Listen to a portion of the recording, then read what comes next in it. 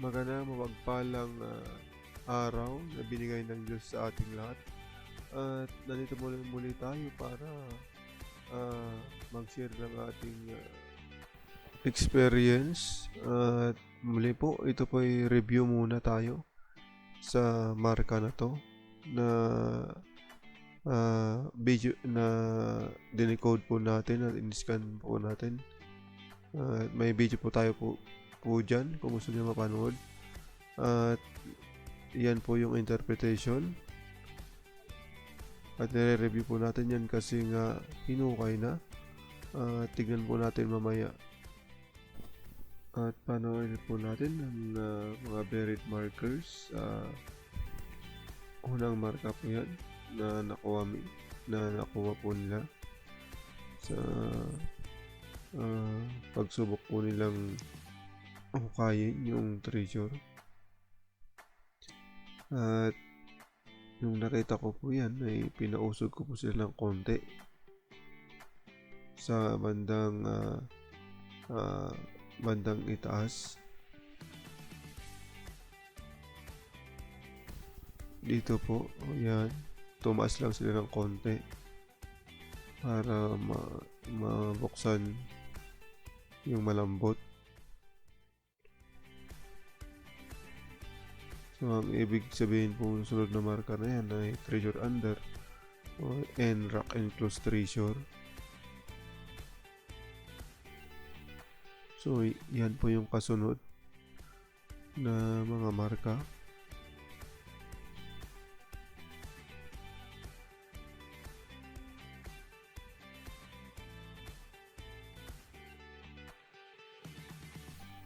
Yan po, ang meaning po yan, object, deposit, center,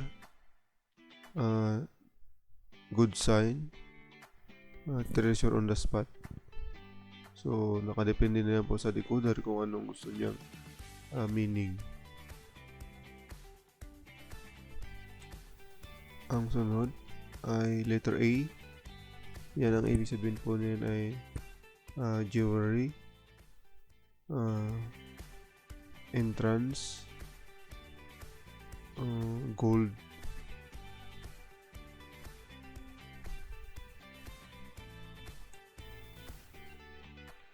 Ito naman po ay isang ulo ng isang hayop. Parang ano to ay ulo ng turtle. So pointer lang po yan going down left.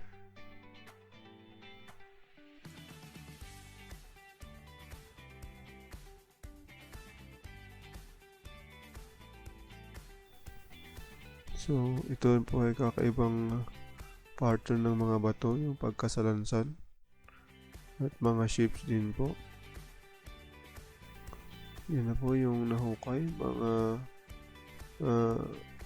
isang tao na po yan, mga 1.5 meters po ang lalim. At ang susunod na marka po na nakita ay ito, pyramid shape na korting diamond na bato. Nagsasabi pong may diamond din pong deposit to dito. Malamang baka ito yung giveaway po ng deposit. Maraming salamat muli sa iyong pagsubaybay at panonood po. At nawa po ay bigyan tayo ng wisdom ng Diyos, lalo sa kanilang salita. At hindi lang sa kanyang salita, sa mga sidelines po na ginagawa natin para sa Kanya. Sa Diyos po ang papuri. Thank you.